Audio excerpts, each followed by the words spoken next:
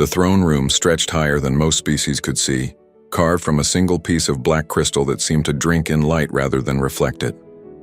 Shalrix sat motionless on his seat of power, golden scales catching the pale glow of Drakmor Prime's twin moons that shone through the massive windows. His eyes, ancient and tired, watched the line of dignitaries that stretched beyond the doors and into the courtyards below. 3,000 years of this. 3,000 years of watching lesser beings grovel and present their treasures as though any object in the universe could impress him anymore. The Chitara ambassador clicked forward on 6 legs, carrying a sphere that pulsed with inner light. The insect-like creature bowed so low its antennae touched the polished floor. Behind it, a dozen attendants held similar spheres, each one containing what the Chitara called their greatest achievement, Eternal Emperor. The ambassador's translator box crackled. We present crystallized moments of time itself. Each sphere holds one perfect second preserved forever. 500 years of work across our finest temporal engineers produced these 17 seconds. Shalrix leaned forward slightly. The spheres were beautiful, he admitted silently. Inside each one he could see frozen moments playing on endless repeat. A star being born, a child's first breath, a warrior's final stand, moments that would never change, never fade, trapped in amber-like stasis. Rejected, Shalrix said. The word echoed through the hall. The Chitara ambassador's antennae drooped, but the creature knew better than to argue. It gathered its spheres and retreated, mandibles clicking in barely concealed disappointment. Chancellor Voss shifted uncomfortably beside the throne. The old dragon, his scales more gray than gold now, had served Shalrix for 800 years. He knew every shift in his emperor's mood, every subtle sign of irritation. My lord, Voss whispered, the Chitara worked for 5 centuries on those gifts. Then they wasted 5 centuries, Shalrix replied without looking at him. Next came the Lumini, beings of pure energy contained in crystalline shells. They floated forward and the light they radiated made several of the other species shield their eyes. Their gift was bottled starlight, harvested from the hearts of dying suns. Each bottle contained enough energy to power a city for a decade. Rejected. The Deepborn brought singing pearls, grown in the crushing pressure near black hole event horizons. The pearls hummed with harmonies that could cure diseases and extend life. Species had gone to war over single pearls before. Rejected. The pattern continued for hours. The rock-skinned granites offered perfect gemstones grown in their planet's core. The cloud-like whispers brought dreams made solid, thoughts given form that could be experienced like memories. The mechanical coil brought computational matrices that could predict future events with 70% accuracy. Rejected. Rejected. Rejected. Voss watched the line dwindle, watched species after species leave with their gift still in hand and shame in their hearts. This ceremony happened once every galactic year, and every time it grew worse. Shalrix had always been selective, but in the past century, he had not accepted a single offering from anyone. The other species are beginning to talk, Voss said quietly when they were alone during a brief recess. They wonder if you mock them deliberately. Let them wonder, Shalrix said, rising from his throne. His wings, folded against his back, stretched briefly. Each wing could have covered a small house. I do not mock them. I simply find nothing they offer worth accepting. But, my lord, surely some of these gifts are things. Voss objects matter arranged in pleasing patterns or imbued with power. Shalrix walked to one of the tall windows and looked out over his capital city. Millions of beings from hundreds of species lived and worked below. Do you know how many gifts I have received in 3,000 years? No, my lord. Neither do I. I stopped counting at 1 million. Shalrix's voice held no pride, only a deep weariness. 1 million tributes. 1 million attempts to buy my favor, to secure their safety, to prove their worth. And not one of them meant anything. Voss wanted to argue, but found he could not. He had watched his emperor grow colder year by year, century by century. The young dragon who had united the Imperium through strength and wisdom had become this tired creature who found joy in nothing. The ceremony resumed. More species presented more gifts. A flower that bloomed once every 1,000 years. A weapon that could crack planets. A medicine that granted immunity to all known diseases. Books written in languages that no longer existed. Art created by civilizations that had fallen to dust millions of years ago. Shalrix rejected them all with the same flat, emotionless word. As the last supplicant left, Voss approached the throne again. "My lord, if I may speak freely."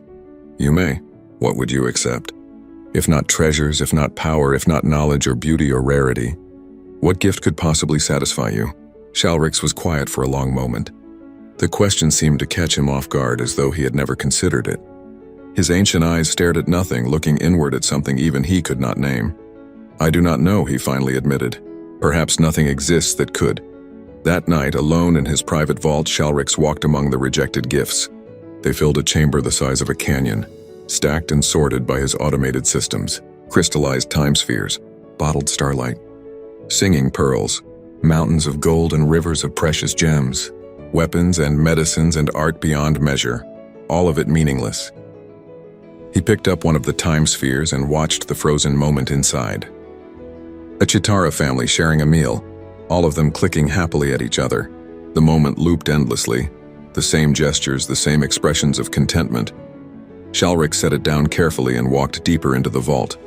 Somewhere in here were gifts from species that no longer existed, empires that had fallen, civilizations that had burned out like candles. He had outlived them all, and their gifts remained, gathering dust in his treasure chamber. The emperor of 847 star systems sat down among his worthless riches and felt nothing but the vast, echoing emptiness inside his chest. 3,000 years of existence stretched behind him, and he could not remember the last time anything had made him feel truly alive. Outside, the twin moons set, and dawn began to break over Drakmor Prime. Soon, another day would begin. More petitioners would come, more gifts would be offered, and Shalrix would reject them all, because nothing in the entire universe seemed to matter anymore. Ambassador Florence Reed adjusted her formal uniform for the 5th time and told herself to stop fidgeting. Around her, the rest of Earth's delegation looked equally nervous, though they tried to hide it behind diplomatic masks.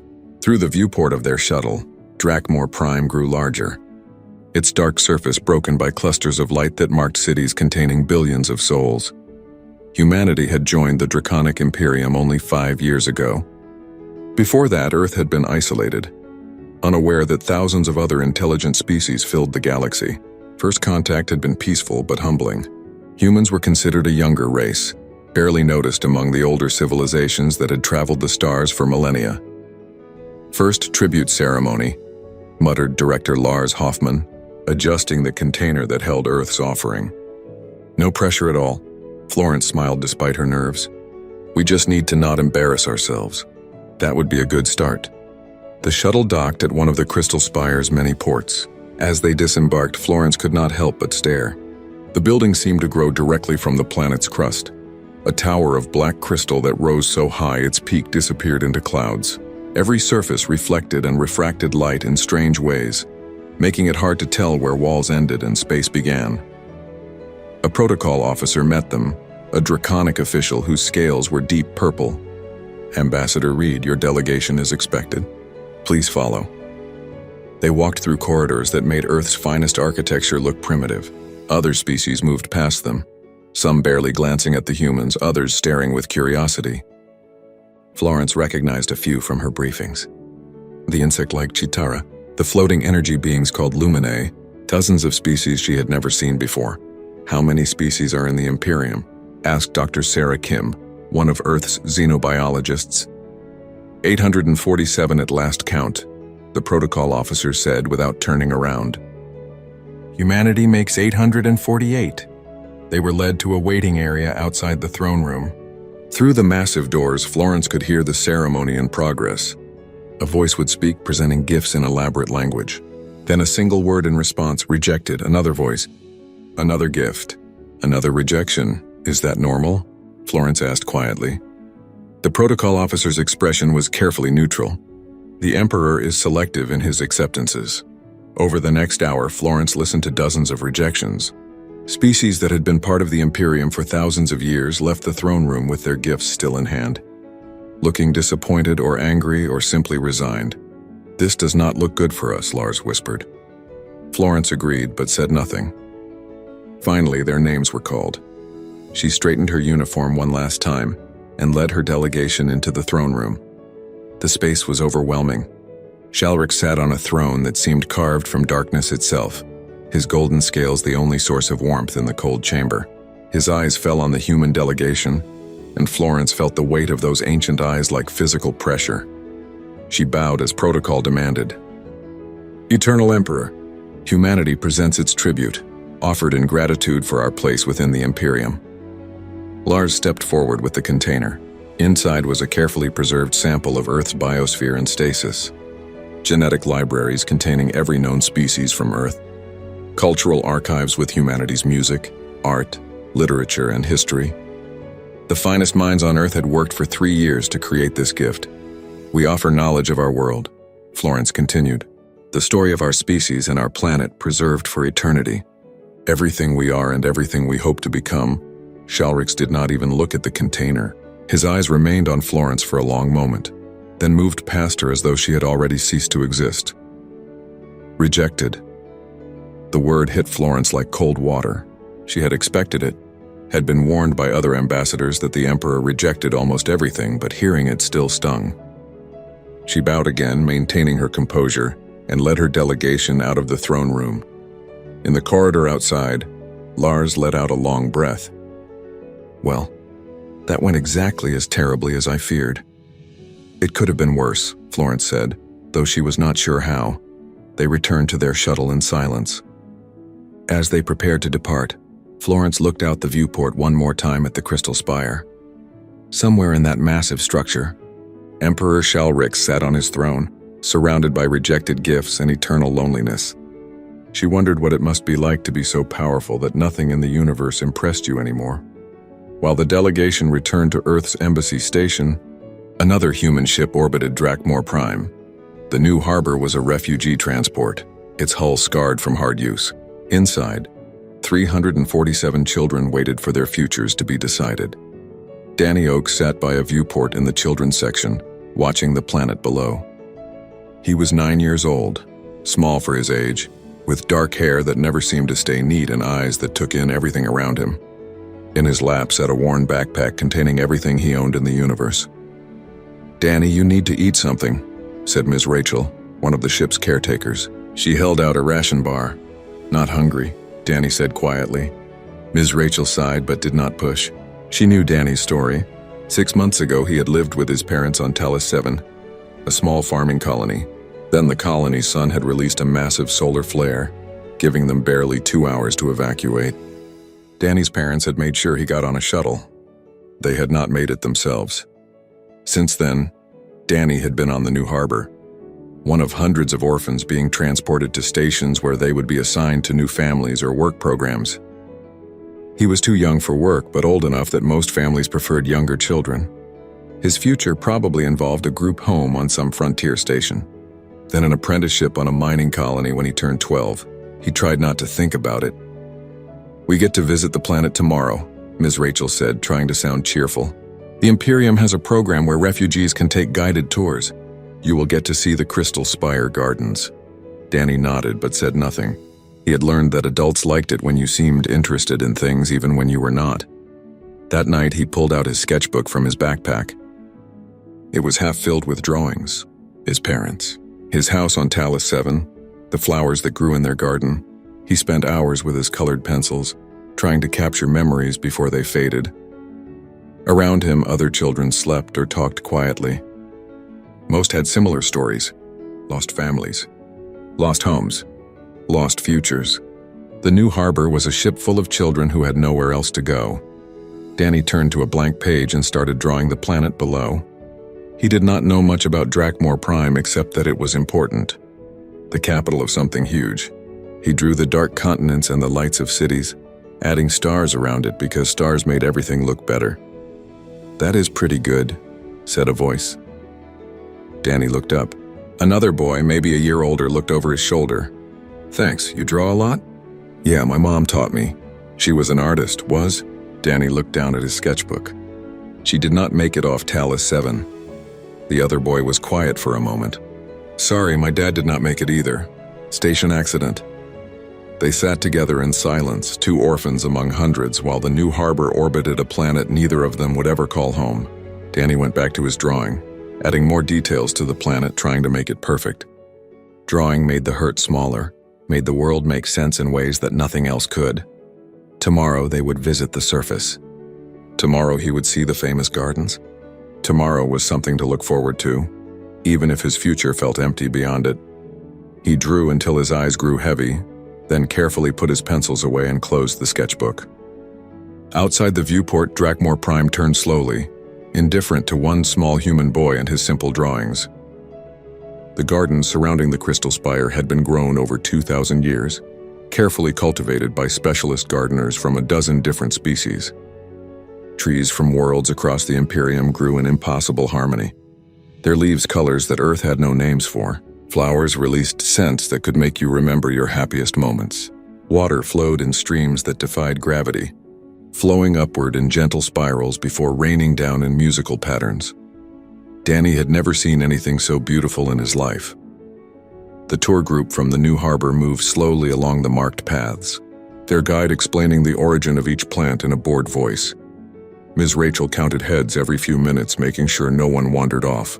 Danny stayed at the back of the group, trying to see everything at once. When they stopped at a fountain that sprayed water in complex geometric patterns, Danny slipped away. He did not plan it. He just saw a small path leading into a section of garden that glowed with soft blue light, and his feet carried him toward it before he thought about whether he should. The path led to a quiet clearing surrounding a pool of perfectly still water. The trees here had silver bark and leaves that chimed softly when the breeze moved through them. Danny stood at the edge of the pool and stared at his reflection. Behind him, the crystal spire rose like a mountain of shadow and light. He sat down on the grass and pulled out his sketchbook. His hands moved almost automatically, trying to capture what he saw. The silver trees, the still pool, the spire behind everything. He worked quickly, knowing he would probably get in trouble for leaving the group but unable to stop himself. "You are trespassing." Danny jumped, nearly dropping his sketchbook. He turned and saw a dragon standing behind him. Not a draconic person like the protocol officers or guards, but an actual dragon. Massive. Golden scales that seemed to generate their own light. Eyes that looked older than anything Danny had ever seen. "Sorry," Danny said quickly, scrambling to his feet. "I did not mean to. The garden was so pretty and I wanted to draw it." The dragon stared at him for a long moment. Danny waited for guards to appear, for punishment for whatever happened when you broke rules in the Emperor's garden. Instead, the dragon moved closer and sat down near the pool, folding wings that could have covered the entire clearing. "You are human," the dragon said. It was not a question. "Yes, sir. Yes." Danny was not sure how you were supposed to talk to a dragon. Do you live here?" Something that might have been amusement flickered in those ancient eyes. "You could say that." "What are you drawing?" Danny looked down at his sketchbook, suddenly embarrassed by his simple pencil and crayon drawing. "Just the garden. I like to draw things so I can remember them. May I see?" Danny hesitated, then turned the sketchbook around. The dragon leaned closer, examining the drawing with an intensity that made Danny nervous. It was not very good, he knew. The proportions were wrong and he had not quite captured the way the light fell through the leaves. "You draw from memory as well?" the dragon asked, noting the other pages. "Yeah, I draw my..." Danny's voice caught. "I draw things I do not want to forget." The dragon said nothing, but something in those eyes changed. Softened, maybe. Danny found himself talking, the words spilling out the way they never did with the adults on the new harbor. "I used to live on Talos 7. It was a farming colony. Not fancy like this place, but it was home. We had a garden too. My mom grew vegetables and flowers. She taught me to draw because she said art helps you see the world properly."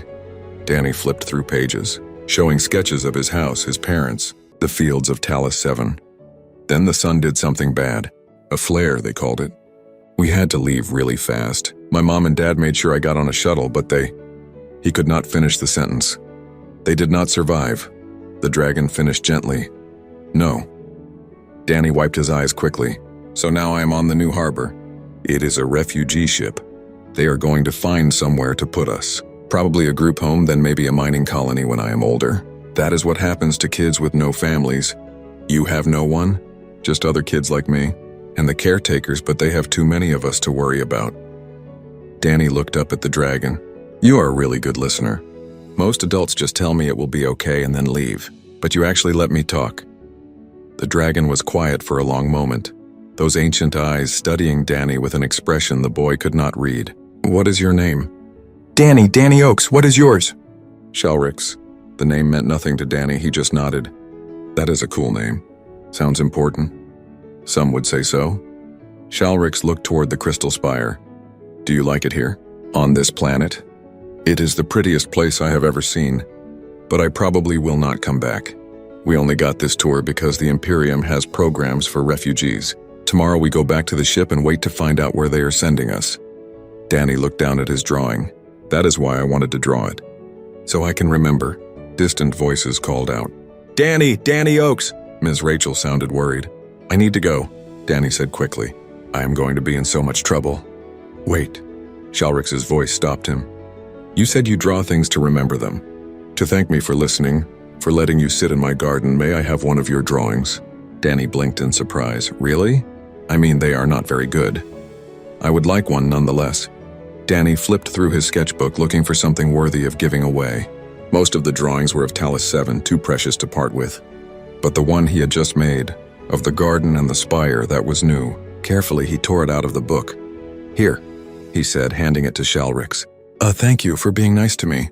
The drawing was simple. Crayon and colored pencil on paper that was starting to wear thin. It showed the silver trees, the pool, and the crystal spire rising behind them. In the corner, Danny had drawn a small figure of Shalrix sitting by the water. Above it all, in a child's uneven handwriting, he had written, "The kind dragon and thank you." Shalrix took the paper with careful claws, holding it as though it were made of something fragile. He stared at it for a long moment while Danny shifted nervously. "This is..." Shalrix paused. "Thank you, Danny Oaks. You are welcome. I have to go now." "Bye, Mr. Shalrix." Danny ran toward the voices calling his name, leaving his sketchbook behind in his rush. Shalrix watched the small human disappear into the garden paths, then looked down at the drawing in his claws. A crude piece of paper, colors applied by an untrained hand. Proportions wrong. Technique non-existent. Worth less than the cheapest material in his treasure vaults. Yet Shalrix found himself staring at it, unable to look away. "The kind dragon," he read aloud. When was the last time anyone had called him kind? When was the last time anyone had given him something without expecting favor or protection in return? When was the last time anyone had simply thanked him for listening?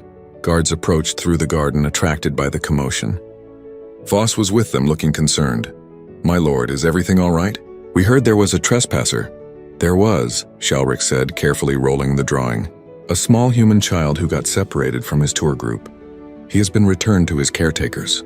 Should we increase security?" "No." Shalrix looked at the rolled paper in his claw. "No, that will not be necessary." He walked back to the crystal spire, leaving his confused chancellor behind. In his private chambers, he unrolled the drawing and placed it on his desk. The tribute ceremony would resume tomorrow. More species would bring more elaborate gifts. More treasures would be rejected, but tonight, Emperor Shalrix sat alone and studied a child's drawing. And for the first time in 600 years, he felt something in his chest that might have been warmth. Voss had served Emperor Shalrix for 800 years, and in all that time he had never been summoned to an emergency council session at dawn.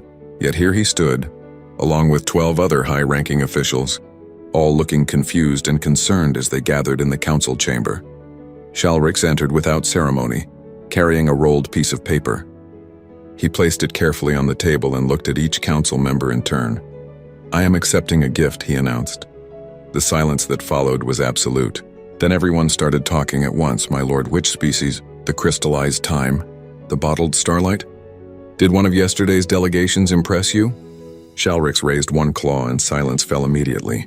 "None of those. I am accepting a gift from a human child named Danny Oaks. This one." He unrolled the paper on the table. The council members leaned forward, staring at the crayon drawing. Their expressions ranged from confusion to disbelief. "My lord," Voss said carefully, "this is a child's drawing?" "Yes. It has no material value. I am aware. It is not even particularly well executed, if I may say so." "You may. None of that changes my decision." Shalrix looked at the drawing, and something in his expression silenced any further objections. "For the first time in 600 years, I have received a gift that matters. Tomorrow I will announce my acceptance publicly. The news spread across the Imperium faster than light. By evening, every major news network was reporting the same impossible story. Emperor Shalrix, who had rejected gifts from thousands of species for centuries, was accepting a drawing from a human child. Speculation ran wild. What made this drawing special? What technology was hidden in it? What political move was Earth making? Ambassador Florence Reed learned about it when her emergency communicator went off at 3 in the morning. By the time she understood what was happening, her office was flooded with messages from Earth's government, from other species' ambassadors, and from news agencies all demanding to know what humanity had done. "I have no idea," she told Earth's Prime Minister over a secure channel. "We presented our official gift and it was rejected like all the others. I do not know anything about a child or a drawing." "Find out," the Prime Minister ordered. "If the Emperor has taken interest in a human, we need to know why." Florence spent the next 6 hours tracking down every human on Drakmor Prime. Finally, she found a connection to the refugee ship New Harbor. A child had wandered off during a garden tour. The same day, the timing matched. She contacted the ship's captain, Roy Hendricks. The gruff man looked exhausted when his face appeared on her screen. "You want to know about Danny Oakes," he said. It was not a question. "The Emperor has accepted a gift from him. A drawing. Do you know anything about this?" Hendricks sighed. "The kid wandered off during the garden tour yesterday. Ms. Rachel, one of our caretakers, found him talking to someone. She did not realize it was the Emperor himself until later. Apparently they had a conversation and Danny gave him a drawing from his sketchbook." "What kind of conversation?" "No idea. Danny is not much of a talker. Lost his parents in the Talos 7 evacuation. Good kid, quiet, likes to draw. That is all I know." Florence made several more calls, piecing together what little information existed. By the time the official announcement was scheduled, she knew almost nothing except that a 9-year-old orphan had somehow impressed the most powerful being in the galaxy. The throne room was packed with representatives from hundreds of species. Shalrix entered and the crowd fell silent. He did not sit on his throne. Instead, he stood before it holding the drawing. "For 600 years I have rejected every gift brought before me," Shalrix began. His voice carried to every corner of the vast chamber. "Species have offered me treasures beyond measure. Technology, art, power, knowledge. I found all of it meaningless." He held up the drawing. "2 days ago, a human child gave me this. A simple drawing worth nothing in material terms. Yet it is the first gift in centuries that I will accept." The crowd murmured. Shalrix continued. "This child did not give me this drawing to buy favor. He did not seek protection or alliance. He gave it to me as thanks for one simple act. I listened to him. I allowed him to speak about his grief, his lost family, his uncertain future. And for that basic kindness, he gave me the only thing of value he possessed, a moment of his time and effort captured on paper." Shalrix looked out at the assembled species. "How many of you have given gifts hoping to impress me? To secure your position? To demonstrate your worth?" Silence answered him. "All of you. Every single tribute brought to this chamber has been a transaction. Gifts given with expectation of return. But this child expected nothing. He simply wanted to say thank you." Voss watched from his position beside the throne. He had never heard Shalrix speak with such emotion. The Emperor's voice was not loud, but it carried weight that made everyone in the chamber lean forward, straining to hear. "I want to meet with this child again," Shalrix announced. "I request that Ambassador Reed arrange this meeting." Florence stood, trying to keep her composure. "Of course, Eternal Emperor. May I ask why?" "Because in 3,000 years he is the first being to see me as something other than a throne to bow before, or a power to fear. He saw someone who listened, someone kind. I wish to understand what else he sees." The meeting was arranged for the following day. Florence personally went to the New Harbor to collect Danny, who looked terrified when she explained what was happening. "But I did not do anything wrong," Danny insisted. "I just gave him a drawing." "You are not in trouble," Florence assured him. "The Emperor specifically asked to see you." Danny was cleaned up and put in new clothes that the New Harbor's fabricators had quickly made. He clutched his sketchbook like a lifeline as Florence led him to the crystal spire. Ms. Rachel came too, equally nervous. They were shown to a private chamber, smaller than the throne room but still grand by any standard. Shalrix waited there, looking somehow less intimidating than in the garden. When Danny entered, the Emperor's expression softened. "Hello again, Danny Oakes." "Hi, Mr. Shalrix." Danny looked around nervously. Are you angry about the drawing? I can make you a better one if you want. I am not angry. I wanted to thank you properly. Oh, you are welcome. Danny hesitated. Everyone is acting really weird about the drawing. Is it because I put kind dragon and you are actually a different kind of dragon? Despite himself, Shalrix felt his mouth curve into something almost like a smile. Something like that. Danny, may I ask you something? Sure. Why did you draw that picture for me? Danny thought about it. Well, you were the first person in forever who actually asked about my drawings. And you listened when I talked about my mom and dad. Nobody else has time to do that. Ms. Rachel is nice, but she has like 300 kids to watch. The other adults just say sorry for your loss and walk away. But you actually listened. That meant something. Shalrix felt something in his chest tighten. And that was worth giving me your art? It was just one drawing. I have lots more.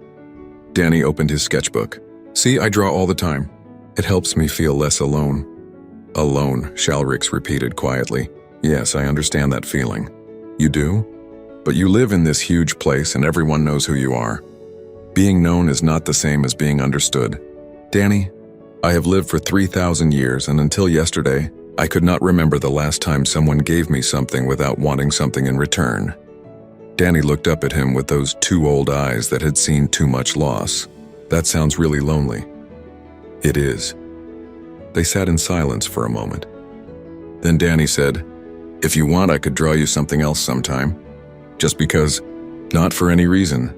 Shalrix looked at this small human child who had accidentally reminded him what it felt like to be seen as a person rather than a power, an idea formed reckless and unprecedented. Danny, what do you want? In your future, I mean. If you could have anything, the boy did not hesitate. I just want to not be alone anymore. And maybe to keep drawing, but mostly the first thing. If I could arrange for you to stay here on this planet, would you want that? Danny's eyes went wide. Really? But I'm just an orphan. Nobody wants orphans unless they need workers. I want you, Shalrix said simply. I want you to stay here to study at the best schools to draw as much as you wish. And perhaps sometimes you could draw for me, not as payment, simply as friends. Friends? Danny whispered the word like it was precious. If you would like that. Danny nodded, unable to speak. Shalrix looked at Ambassador Reed. Make the arrangements. I am sponsoring this child's education personally. He will have quarters in the Crystal Spire and access to whatever resources he requires. Florence could barely believe what she was hearing. My lord, this is unprecedented. Yes, it is. Shalrix looked back at Danny. Sometimes the most valuable things come in the simplest packages. This child reminded me of that truth. 6 months had passed since Danny Oakes moved into the Crystal Spire, and the change was visible throughout the Imperium. Not in grand declarations or new policies, but in small, quiet ways that added up to something profound. Danny's quarters occupied a section of the spire that had been empty for centuries. The rooms were far too large for one small boy, but he had filled them with drawings. They covered the walls, hundreds of them, showing everything from the view outside his window to portraits of the various aliens he met daily. The latest drawing showed Shalrix reading in his study, scales catching the light, looking peaceful. You made my snout too big, Shalrix commented, examining the drawing. No, I did not. It is exactly that big. Danny was working on another sketch, his tongue sticking out slightly in concentration. You just do not like seeing yourself the way you actually look. Impertinent child. You say that every time. Shalrix made a sound that might have been a laugh. He had been making that sound more often lately, much to Voss's quiet amazement. The Emperor, who had not smiled in centuries, now spent his evenings in quiet conversation with a 9-year-old human, discussing topics ranging from the nature of the universe to whether purple or blue was a better color. Danny attended the Imperial Academy, studying alongside children from dozens of species. At first, the other students had been terrified of him, convinced that anyone sponsored by the Emperor must be important and dangerous. It took them several weeks to realize that Danny was just Danny, quiet, kind, and always carrying his sketchbook. Can you draw me? Asked a young Chitara student one day during lunch. Danny looked up from his food. Sure, stay still. He sketched quickly, capturing the way the Chitara's antennae curved and how their multiple eyes reflected light differently. The Chitara was delighted with the result and showed it to everyone. Soon, half the school wanted portraits, but the real changes were happening in the throne room. The next tribute ceremony after Danny's arrival had been different from any in recent memory. When the Chitara ambassador presented crystallized time spheres again, Shalrix did not immediately reject them.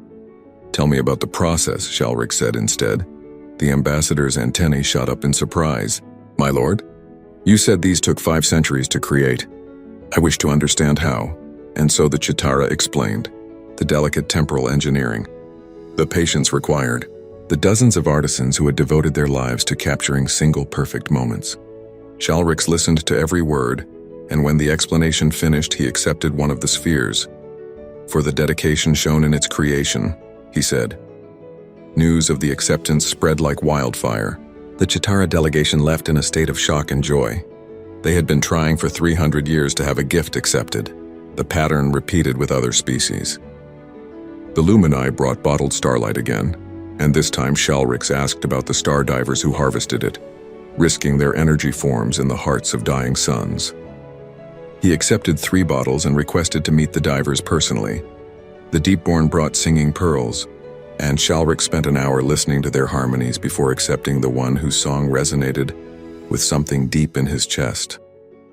He asked the Deepborn ambassador about their homeworld, their culture, their dreams for the future.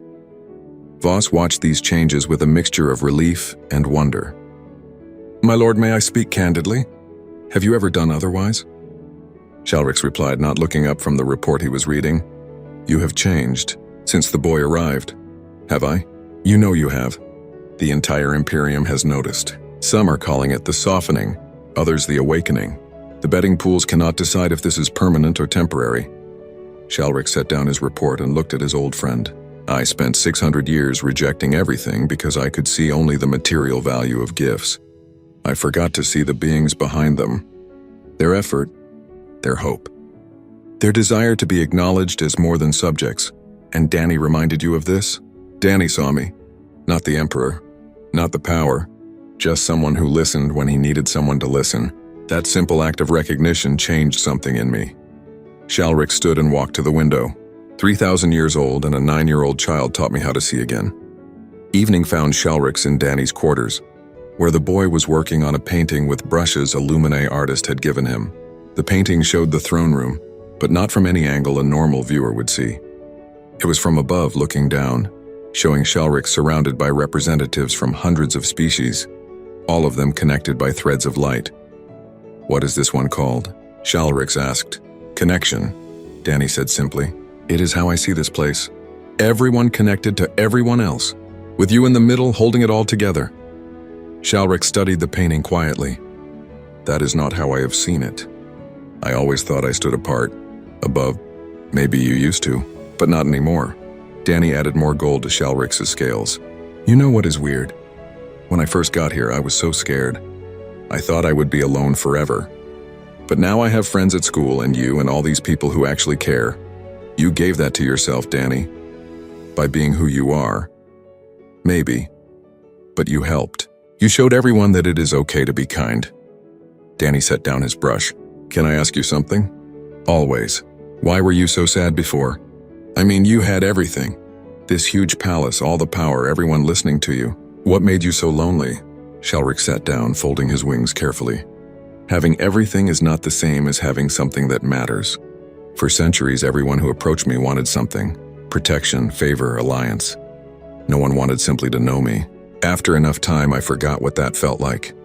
I convinced myself it did not matter. But it did matter. Yes, it did. Very much." Shalrix looked at the painting again. "You gave me a drawing and expected nothing in return. That shocked me awake. Made me realize how empty my existence had become." Danny was quiet for a moment, then said, "The other kids at school, a lot of them are orphans too, from the New Harbor and other ships. They are being assigned to work programs and stuff. It does not seem fair." "Fair how?" "Well, I got lucky because you like me. But they are good kids too. They deserve chances just like I got." Shalrix recognized something in Danny's voice, the same quality that had made him listen in the garden months ago. Genuine concern for others with no ulterior motive. "What would you have me do?" he asked. "I do not know. Maybe make a program or something? So orphans do not just get sent to mines or factories, so they can learn and grow and maybe find families who want them, not just workers." The next morning, Shalrix called a council session. By afternoon, he had drafted the framework for the Imperium's first comprehensive orphan welfare program. Every species would be required to provide education and care for children who lost their families. Work assignments would be banned for anyone under 16. Resources would be allocated for proper housing, schooling, and family placement services. The boy suggested this, did he not? Voss asked when they were alone. He saw a problem and mentioned it. I saw the solution. He is changing the Imperium through you. No, Shalrix corrected gently. He is reminding the Imperium of what we forgot, that compassion has value, that kindness matters, that sometimes the smallest voice speaks the deepest truth. The program was announced the following week. Reactions varied wildly. Some species praised it immediately. Others grumbled about costs and logistics. But none could deny that it came from the Emperor himself, and his will was law. Danny continued attending school, drawing pictures, and spending evenings with Shalrix. He did not fully understand the changes he had catalyzed. He just knew that he was happy, that he had found a home, and that the dragon he had called kind had proven to be exactly that. The next tribute ceremony arrived, and Shalrix found himself actually looking forward to it. Not for the gifts themselves, but for the opportunity to acknowledge the beings behind them, to see the effort and meaning rather than just the material value. When the Chitara ambassador approached this time, Shalrix smiled. Welcome back, my friend. What stories do you bring me today? In his quarters, carefully preserved in a crystal case on his desk, the original drawing remained. Crayon and pencil on worn paper, the kind dragon and thank you in a child's handwriting. Worth nothing and everything at the same time. Shalrix looked at it often, reminding himself of the moment everything changed. The moment a small human boy had seen past the throne, and the power to the lonely being beneath, and had offered kindness without expecting anything in return. 3 years had changed everything and nothing. The crystal spire still rose above Drakmor Prime like a mountain of shadow and light. The Draconic Imperium still spanned 847 star systems. Emperor Shalrix still sat on his throne, but something fundamental had shifted in the fabric of how the Imperium worked. Danny was 12 now, taller but still small for his age.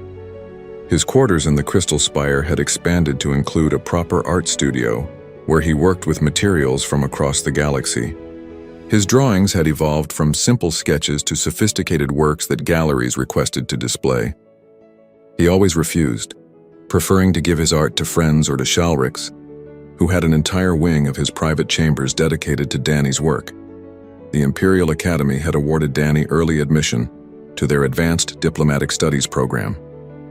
Not because of his connection to Shalrix, but because he had a gift for understanding people, human and alien alike. His teachers noted that he listened the way few students did, giving others his full attention regardless of their species or status. Today was special. 3 years exactly since that day in the garden. The anniversary had been declared an official holiday across the Imperium, the day of true tribute. Instead of bringing material gifts, species now brought stories, performances, and personal offerings that represented meaning rather than wealth. The throne room was packed.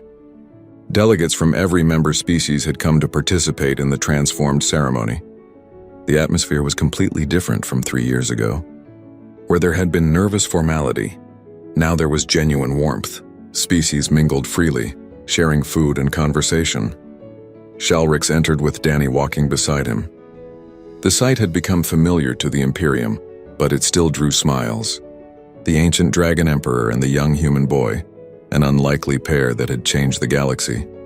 The ceremony began. The Chitara ambassador approached first as tradition demanded. Eternal Emperor, eternal friend, she began, using the new honorific that had spread throughout the Imperium. We bring you no crystals today. Instead, we bring a performance. 6 Chitara musicians emerged, carrying instruments carved from the shells of their homeworld's ancient creatures. They played a composition they had written specifically for this day, a piece that captured both the loneliness of isolation and the joy of connection. The music was beautiful, complex, and deeply moving. Shalrix listened with his eyes closed, letting the harmonies wash over him. When it ended, he stood and bowed to the musicians, accepted with gratitude. Your gift touches something that no material wealth could reach. The Lumine came next. not with bottled starlight, but with a light sculpture they created in real time, shaping their own energy into forms that told the story of the Imperium's transformation. They showed Shalrix alone in darkness, then light spreading from a small figure until the entire space glowed with connection. Species after species presented offerings of art, music, stories, and personal meaning. A Deepborn sang a song about their people's gratitude for the orphan welfare program that had saved thousands of their children. The granites carved a sculpture during the ceremony itself, their stone fingers shaping rock into a perfect replica of that first drawing. The whispers created a shared dream that let everyone experience the moment when everything changed, seen through Danny's innocent eyes. Danny watched it all, overwhelmed. "I did not know," he whispered to Shalrix. "I did not know it would become this." "Neither did I," Shalrix admitted. "But that is the nature of genuine kindness. It spreads in ways we cannot predict or control." When all the presentations were finished, Shalrix stood before his assembled Imperium. The throne room fell silent. "3 years ago I was lost," he began. His voice carried to every corner of the vast space. "I had power beyond measure, wealth that could buy worlds, the loyalty of billions, and I felt nothing but emptiness. I rejected every gift because I could not see their value. I could not see the beings behind them." He placed one claw gently on Danny's shoulder. Then a 9-year-old human child who had lost everything gave me a drawing he made with crayons and pencils. He gave it to me simply because I listened to him. He expected nothing in return. He saw me not as an emperor, but as someone who had been kind to him. Shalrix looked out at the thousands of faces watching him. That child cracked something inside me, made me remember what I had forgotten across 3,000 years of existence. That meaning does not come from what we possess, but from how we connect with others. That true gifts are acts of recognition, moments of genuine acknowledgement, offerings of time and attention. Danny looked up at Shalrix, seeing emotions flicker across the ancient dragon's face. Pride, affection, something that might have been love. "Danny Oakes reminded me why civilizations exist," Shalrix continued. "Not for conquest or accumulation of power, not to dominate or control, but to create spaces where beings can connect with each other, to build something larger than ourselves through recognition and care." He reached into his robes and pulled out the original drawing, still preserved in its crystal case. "This piece of paper is worth nothing materially, but it is the most valuable thing in my possession. It represents the moment I stopped being just an emperor and remembered how to be a person." Ambassador Florence Reed stood in the crowd, thinking about that day 3 years ago when she had presented Earth's gift and been rejected. She had watched the transformation of the Imperium from that moment forward, seen how one child's simple kindness had rippled outward until it changed the nature of galactic civilization itself. "Today," Shalrix announced, "I am making another unprecedented decision." The crowd leaned forward, curious. "I am formally adopting Danny Oakes as my ward and heir apprentice." Gasps echoed through the throne room. Danny's eyes went wide with shock. "Not to inherit my throne," Shalrix clarified quickly. "The Imperium will choose its next emperor through traditional means when my time ends, but to inherit my responsibility. The responsibility of keeping the Imperium connected to its heart, of remembering that power serves those it governs, not the other way around." He looked down at Danny. "If you will accept this honor." Danny could barely speak. Yes, of course." The throne room erupted in approval. Species from across the galaxy celebrated the formal recognition of what everyone had already known, that this small human boy had become central to the Imperium's identity. That evening, after the celebrations had quieted, Shalrix and Danny sat in the garden where they had first met. The silver trees chimed in the breeze and the still pool reflected the stars overhead. "Do you understand what today means?" Shalrix asked. "I think so. You are making me officially part of your family." "Yes, but more than that, I am trusting you to carry forward what you taught me, to remind those who come after us that compassion has value, that kindness matters, that the smallest gestures can change everything." Danny was quiet for a moment, processing. "That is a lot of responsibility." "It is, but you have already been doing it without realizing it. The way you befriend other students, the way you advocate for orphans, the way you see people as people, regardless of what they look like or where they come from." Shalrix's voice was warm. "You changed an empire simply by being yourself. Imagine what you can do when you try. I am scared I will mess it up." "You will sometimes. I certainly have. But the trying matters more than perfect success. Shalrix pulled out a new drawing Danny had given him that morning. It showed the throne room from today, filled with beings from hundreds of species, all connected by invisible threads of light and understanding. At the center stood Shalrix and Danny together. "What is this one called?" Shalrix asked, though he thought he knew. "Family," Danny said simply. "That is what the Imperium is now. Not just an empire, a family." Years passed. Danny grew into an adult, becoming one of the Imperium's most respected diplomats and a celebrated artist whose work was displayed in museums across 1,000 worlds. He married eventually, a kind woman from the Deepborn species, and they had children who grew up playing in the Crystal Spire's gardens. Ambassador Florence Reed, now retired, visited Drakmor Prime one last time before her final return to Earth. She found Shalrix in his study, walls still covered with drawings.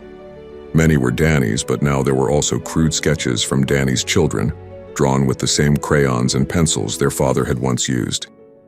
"It is strange," Florence said, studying the collection, "to think that all of this started with one rejected gift and one accepted drawing." "Not strange," Shalrix corrected gently. "Natural. The most profound changes often begin with the smallest gestures." Through the window, they could see Danny in the garden with his young daughter. He was teaching her to draw, showing her how to see the world in terms of light and shadow, just as his mother had taught him years ago on a farming colony that no longer existed. "He gave you back your heart," Florence said. "He reminded me I had one to begin with." Shalrix's ancient eyes were soft as he watched Danny and the child. "I thought I needed grand gestures to feel alive again, treasures beyond imagining, power without limit. But all I really needed was someone to see me, to recognize me as more than my position, to offer simple gratitude without expectation. And in return you gave him a family, a home, a future. In return he gave me the same. We saved each other." Florence left shortly after, carrying the memory of the ancient dragon emperor sitting, surrounded by children's drawings, looking more content than any being with infinite power had a right to be. The original drawing remained on Shalrix's desk, protected in its crystal case. Sometimes, when the weight of empire felt too heavy, he would look at those simple crayon lines and remember. Remember a small boy who had lost everything but still had kindness to give. Remember that the most valuable gifts cost nothing materially but everything emotionally. Remember that sometimes the entire universe can change because one person says thank you and means it. The Draconic Imperium thrived under the principles that Danny's simple drawing had awakened, not through conquest or force, but through recognition and connection. The Day of True Tribute became one of the most important holidays across 847 star systems, an annual reminder that meaning matters more than material, and that genuine gratitude can reshape reality. And in a garden of silver trees and still pools where an ancient dragon had once met an orphaned human child, the wind chimed through the leaves like soft music, singing a song of kindness that would never end.